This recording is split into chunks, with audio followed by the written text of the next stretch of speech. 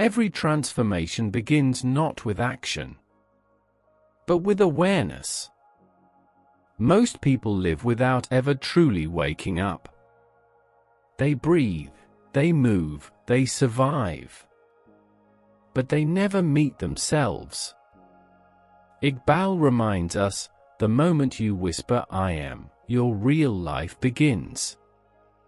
This is the first awakening of Khudi, the stage where the self becomes conscious of its own existence, not as matter, but as a divine spark capable of meaning, vision, and creation. Today, we continue our 50-part journey through Asrar-e Khudi, the masterpiece where Allama Iqbal reveals the inner secrets of the self. This is episode 5. Take a deep breath, settle your mind, and let the wisdom unfold. Every transformation in life begins with awakening. Not an external event, but an inner recognition. I exist. Iqbal begins his philosophy of the self with this subtle but profound realization. To be human is not merely to live, but to know that you live. To feel that spark of awareness that says, "I am." This awareness, he says, is the birth of Khudi, the self that looks back upon itself, that stands apart from instinct and matter, and says, "I am not only part of the world, I am a knower of it." The animals live within nature. They act, eat, move, reproduce, but they do not reflect. Only the human being steps back from the flow of life and asks, "Who am I? What am I meant to become?" That question, Iqbal says, is sacred. It marks the dawn of self-consciousness, the awakening of the divine mirror within. For the self is not a thing. It is a light. And this light, once awakened, begins to seek its source. The first act of this awakened self is wonder. Wonder opens the eyes of the spirit. It looks at the stars, the wind, the sea, and feels an echo of itself in them. It senses that life is not random. It is relationship. The self feels itself mirrored in creation, and creation reflected within the self. Iqbal writes, "The self is a universe in miniature. To know it is to know the world."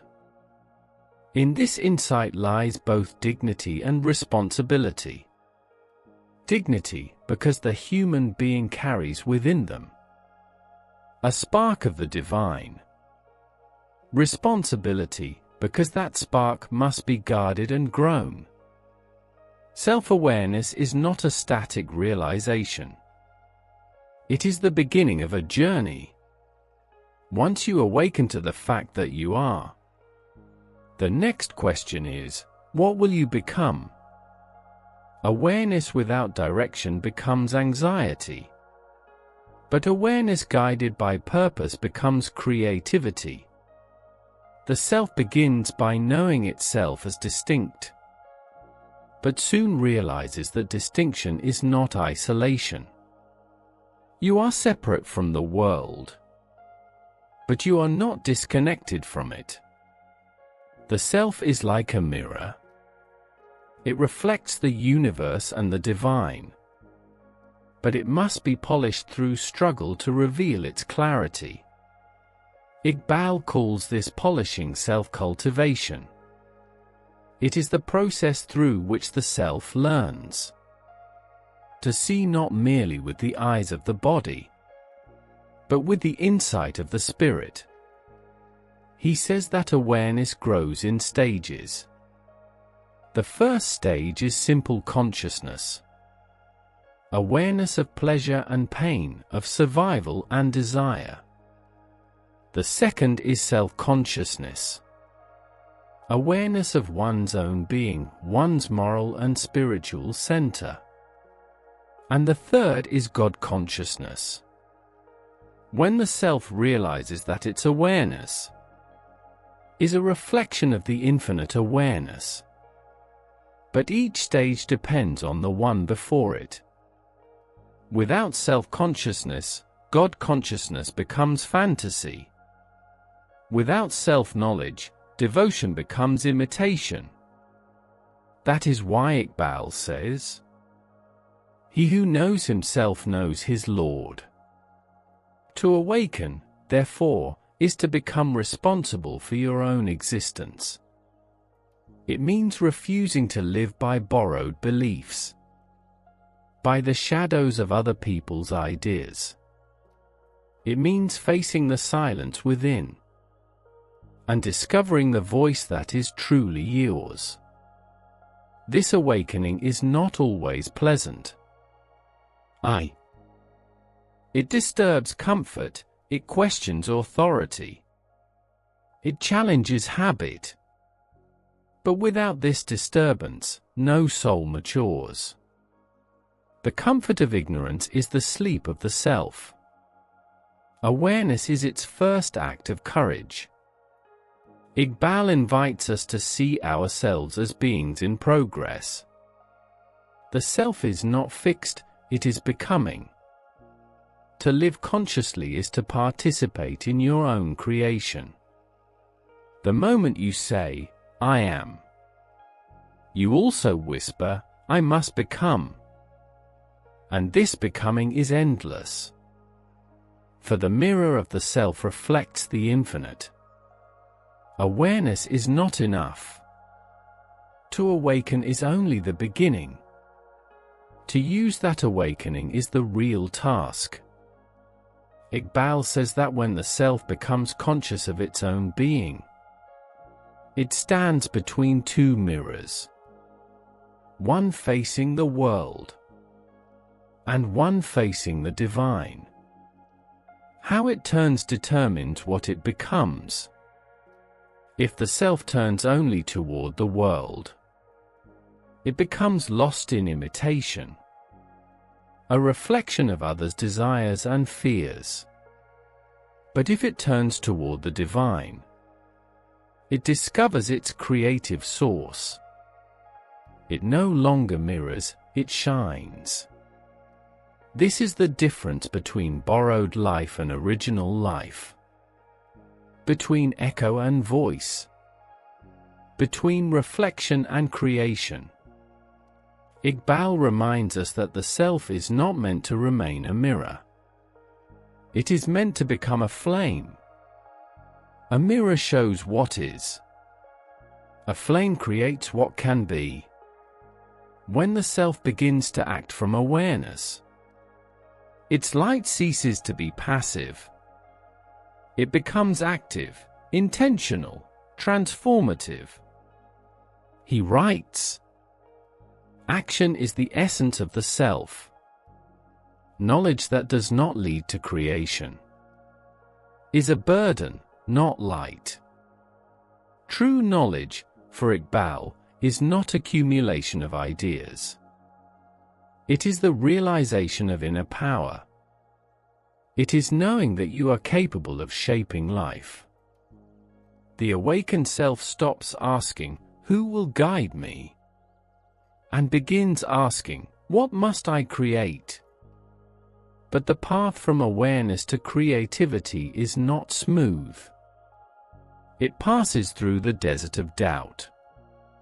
The more conscious you become, the more you see your own limitations. You realize how fragile your will can be, how easily desire distracts, how often fear silences your deeper voice. This is not failure. It is part of awakening. For self-awareness reveals not only strength, but weakness, not only light, But shadow. Iqbal tells us not to run from this inner tension. It is the birthplace of strength. The more you confront your contradictions, the more whole you become. To deny them is to remain asleep. To face them is to grow. The mirror must accept its stains before it can be polished. Every act of self-honesty is a stroke of that polish. Every time you face your fears with courage, you make the glass clearer. And soon, the light that passes through you is no longer distorted. At this stage, reflection becomes transformation. You begin to sense that your thoughts and actions carry creative weight. The world responds differently to you. You begin to attract experiences that match your inner vibration. This is not mysticism without reason. It is the spiritual law of cause and effect. The stronger your self-awareness, the more integrated your actions, the more harmony appears in your life. Iqbal saw this harmony as the meeting of two freedoms: human freedom and divine freedom. When your will aligns with divine purpose, you do not lose individuality. You fulfill it. For individuality, in Iqbal's view, is not separation from God. It is participation in His creativity. He says, "The self attains eternity when it aligns its will with the divine will." At this point, the self stops living in reaction. It begins to live from revelation. Not an external command, but an inner realization. You act not because you must, but because your very being demands it. Duty turns into delight. Obedience becomes expression. The self that reaches this stage radiates quiet power. It does not depend on outer validation. It is content, yet dynamic. Humble, yet unbreakable. Iqbal calls this state spiritual sovereignty. It is the sign that the self has discovered its center. And from that center, everything becomes possible. But this sovereignty comes at a price. The awakened self must bear the weight of freedom. It must stand alone, without the crutches of imitation. It must create meaning where others see emptiness. It must believe in its purpose, even when the world does not yet see its fruit. This is where awakening turns into faith. Not belief in words, but trust in your own divine potential. Faith, for Iqbal, is the will to continue creating, even in the face of darkness. It is the courage to say, "I am not finished." In this sense, faith is not the end of thinking. It is its fulfillment. It is the certainty that truth lives within the self, waiting to be expressed through action. The awakened self is thus both a seeker and a creator, a mirror of divine thought, and a flame of divine energy. The question now is, how does this flame grow? How does consciousness deepen into union with the infinite, without losing individuality? That is the theme of the final part. How awakening matures into oneness. How the mirror and the light become one. When the self has awakened and disciplined its awareness, a new horizon opens before it. the horizon of oneness. At first, the self feels itself separate from the world, an individual island in the ocean of existence. But as awareness deepens, it begins to sense that the same light that shines within also surrounds it.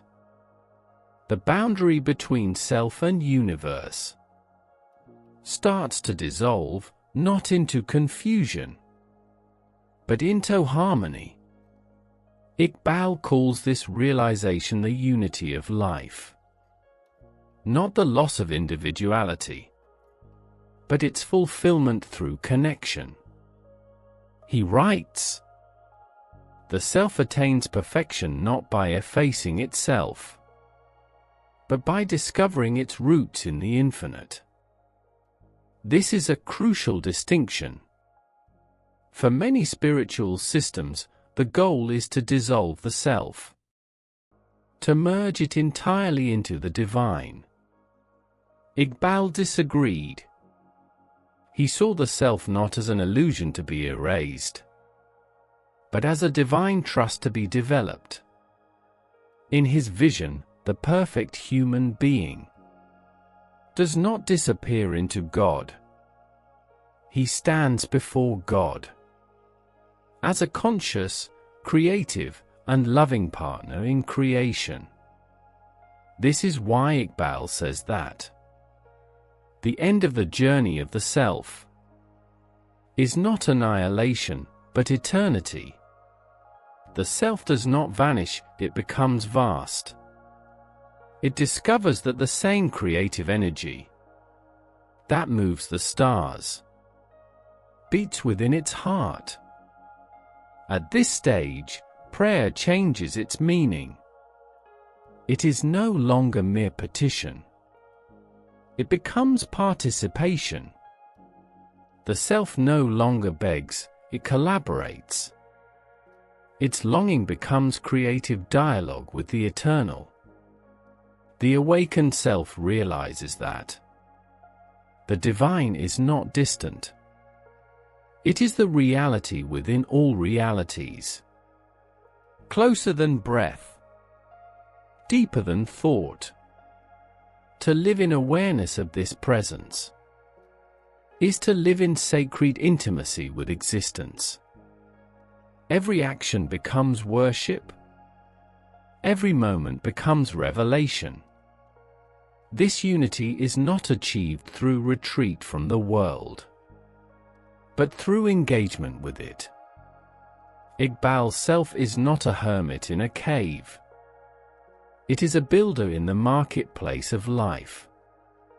To serve the world is to serve God, because the world is his mirror.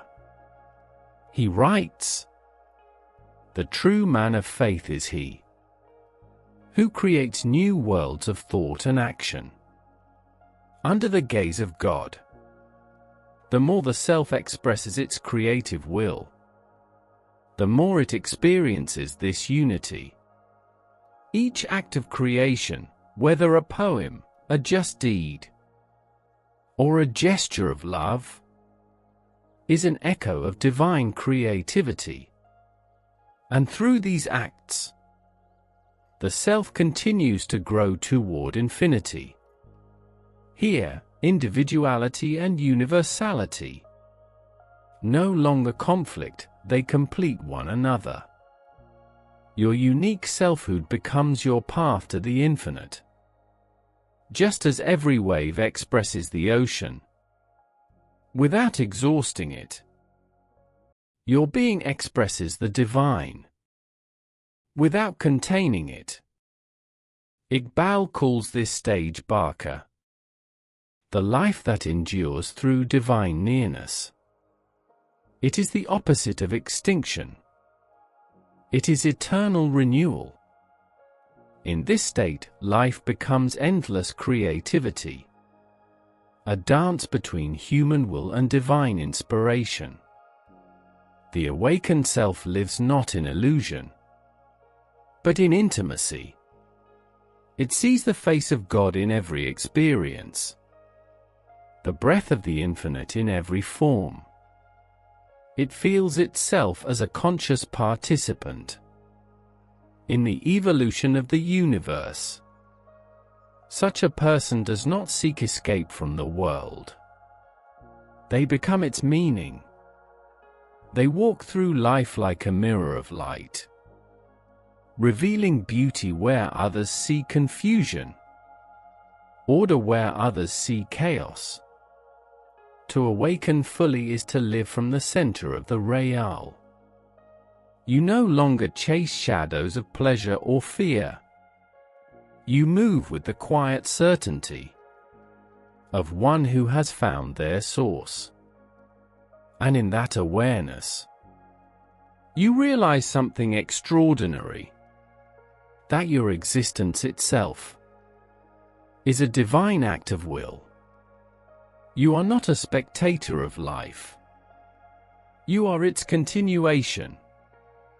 Iqbal's message here is profoundly empowering. To awaken is not to withdraw, but to create consciously. To be self-aware is to participate in the divine act of being.